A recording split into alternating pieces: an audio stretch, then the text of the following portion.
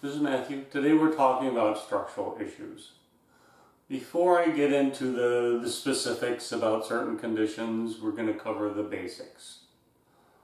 I'm going to throw out there that, a lot of people get lost in the woods because they look at the trees, right? Instead of looking where they're going, noticing the stream and the mountainside, keeping track of where they actually are, they miss the big picture and they just get lost because all the trees look the same.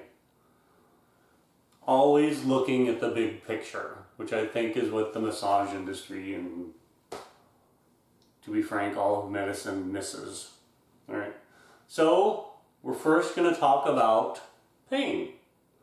And I'm going to say that there's a type of pain that feels good. Yes, that sounds bizarre, but it's true. Follow with me. And mind you, pain is kind of a subjective thing. Like if you've never burned yourself or gotten a bee sting, even if I describe it, you may not know what I'm talking about. So until you feel this feel-good pain, right, you may just not get it anyway. But I'm going to give it a whirl. So, we've all bonked our head on a door or something. We know what head bonk pain feels like. We've probably all been stung by a bee. We know what that feels like. We've all burned ourselves probably by this time, by this age, right? Assuming some of you were over 20 or whatever. But you've probably been burned. All of those hurt, and they all feel slightly different. Well, there's a lot of different nerve receptors going on in your tissue, right? There's one for touch, one's for hot and cold, one's for pressure, right? Different things. And each injury you get gives you a different proportion of those different sensations. We all associate with those pains with damage, which we should, and we learn not to play with bees. That being said though, rehabilitation hurts. The act of getting better is painful.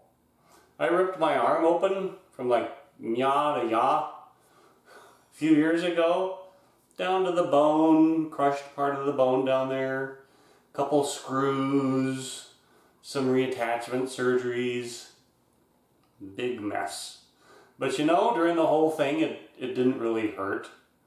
I did it and I looked at it and said, oh shoot, that's going to need stitches. Put myself in the car, I had somebody else drive me to the hospital. I mean, it throbbed, but it wasn't like a kind of painful thing like you would think it was, or should be. And it's because these receptors aren't distributed necessarily evenly throughout all the tissue. It took like 3 surgeries. I think I took a pain pill after like the second one. They gave me one in the hospital. I was glad I got that one. But otherwise, none of it hurt, even though they gave me all these prescriptions for drugs I didn't take. But anyway, different types of nerves, injuries feel different. Rehabilitation hurts. In rehabilitation, I described it as like milking mud through your veins. Just, hurt like a dickens. But you do it a little bit every day, then the next day it feels better than when you started, but not as good as when you stopped the prior day, right? But each day you do it, and it starts to get better. And you specifically do what hurts a little bit.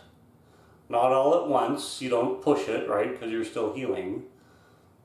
But you do what hurts.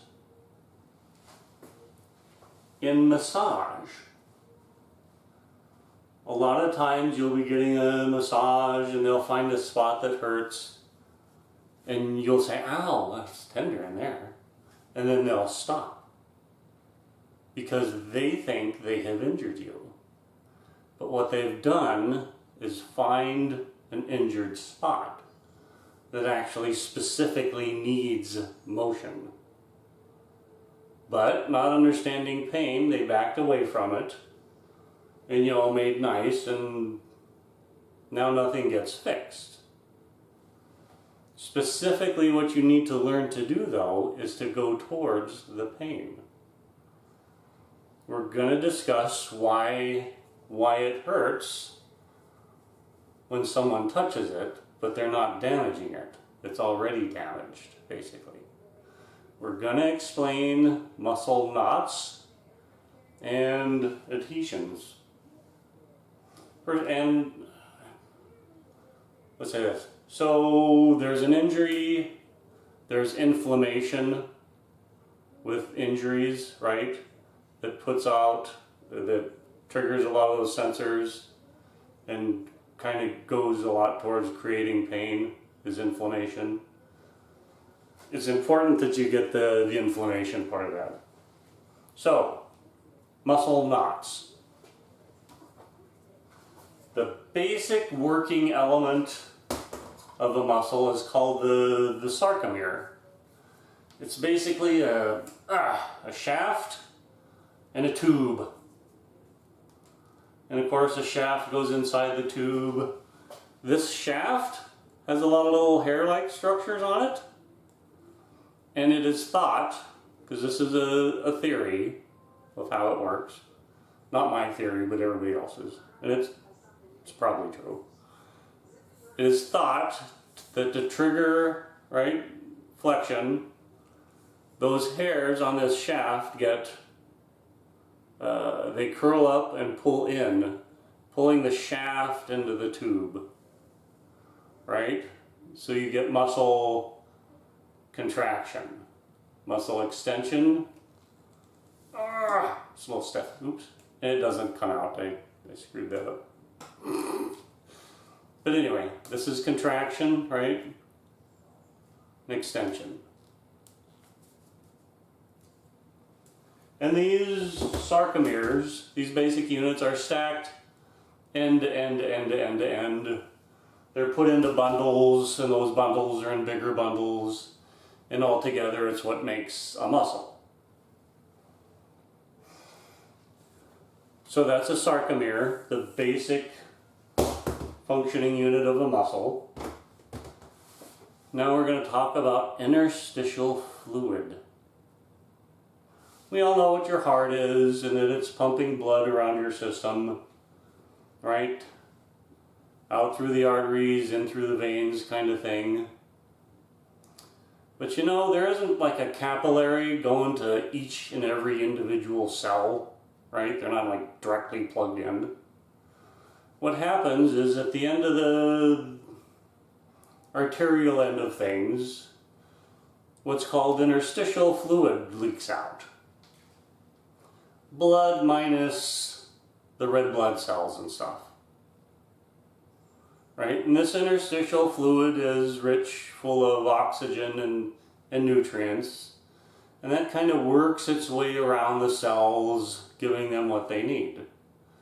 And then it picks up waste as it's doing this. It picks up waste.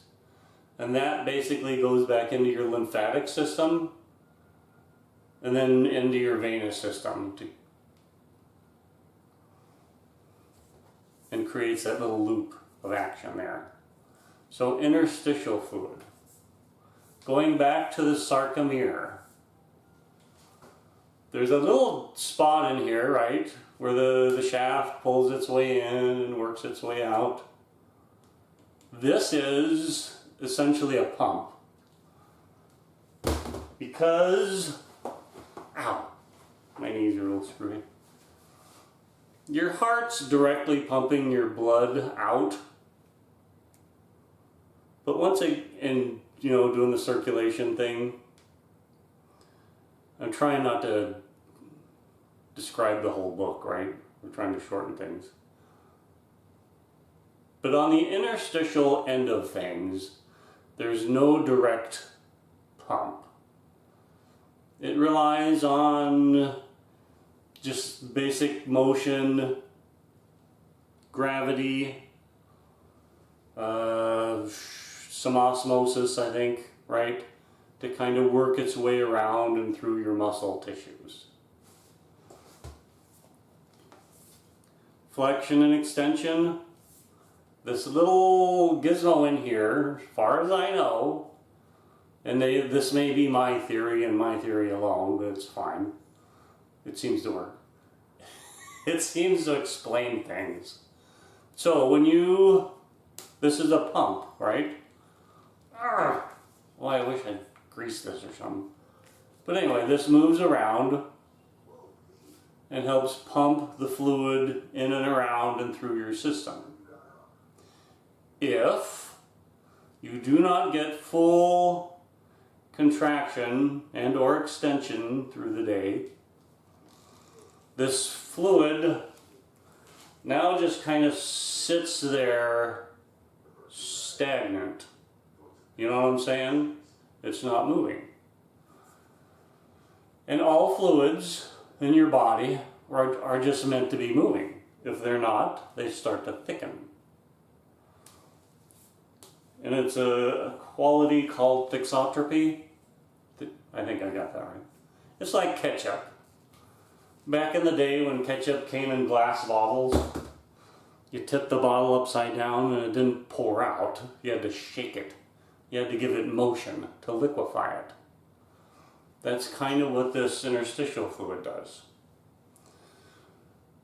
So, if there's a portion of muscle that does not get full range of motion, right? The sarcomere does not get to bottom out, and then pull out again, and then work back again.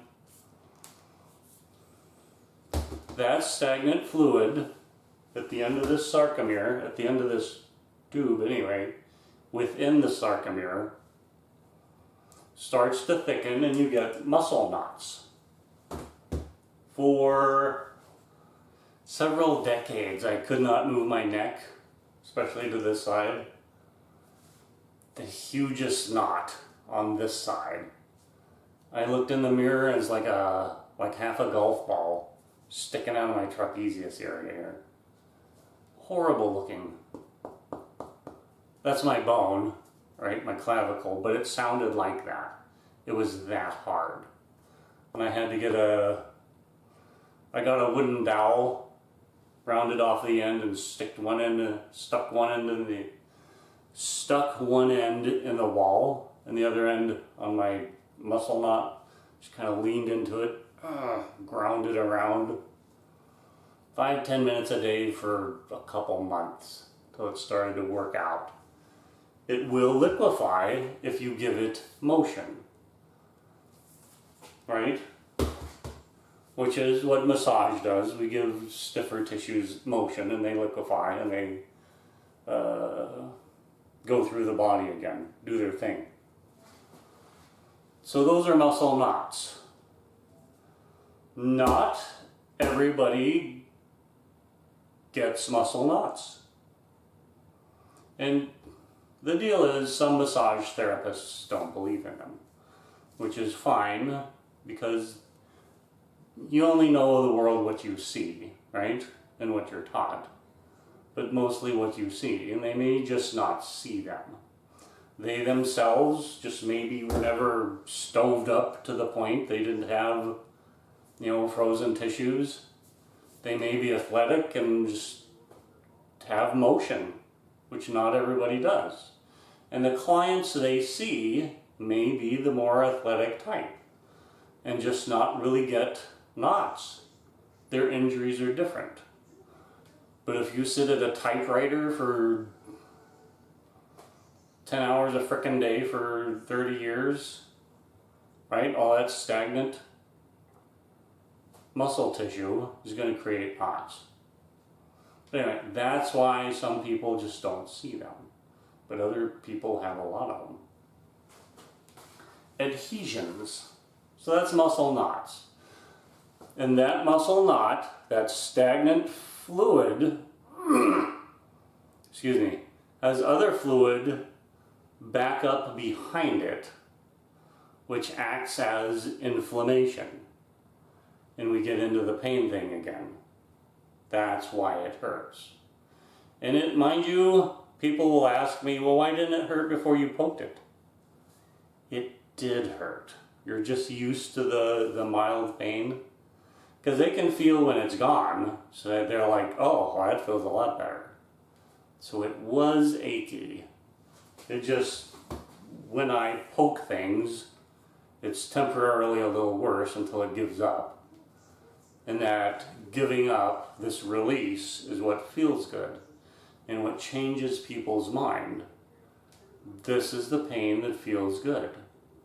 Well, when we started, it hurt, right? Ah, bugger. But when you feel it let go, it's like, oh, thank freaking God. And your mind changes. You now no longer associate the pain with damage. You associate the pain with getting better and things releasing. And then people will say, oh, you know, that hurts, but it hurts so good, right? And they'll direct me, oh, get in there, dig that out. Ooh, yeah. It feels good, even though it's painful at first. Adhesions. When I was 9, I took a blow to the neck, sent me across the kitchen floor. We didn't complain about things in those days, right?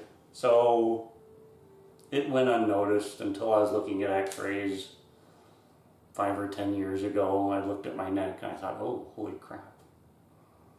I bet that was when I was 9. So it was like 45 years ago when that happened. It's better now. But you receive a blow like that. There's damage, of course. There's swelling.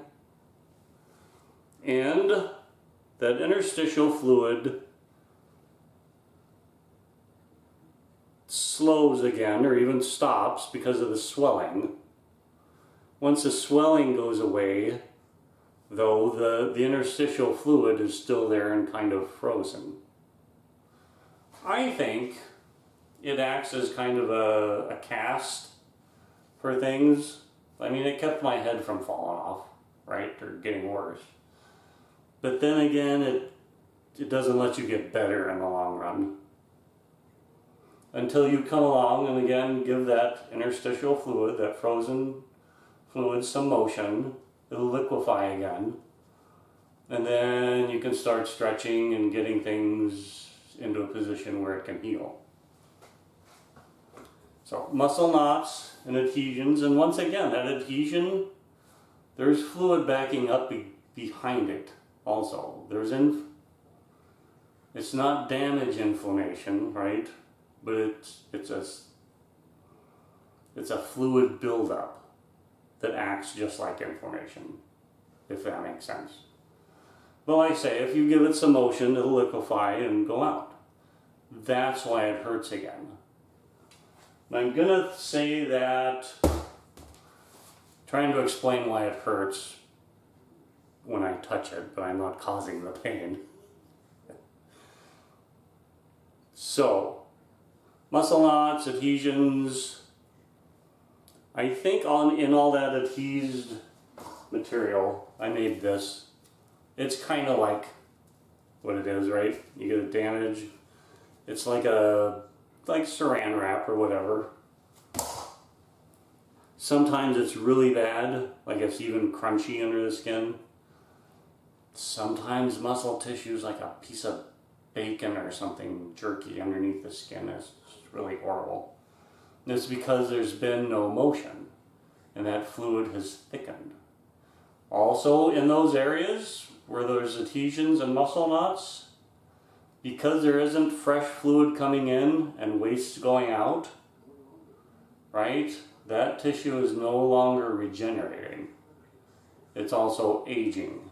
And even once you get it freed up, it seems like it's behind the other tissue age-wise. I think it catches up, but it takes a while.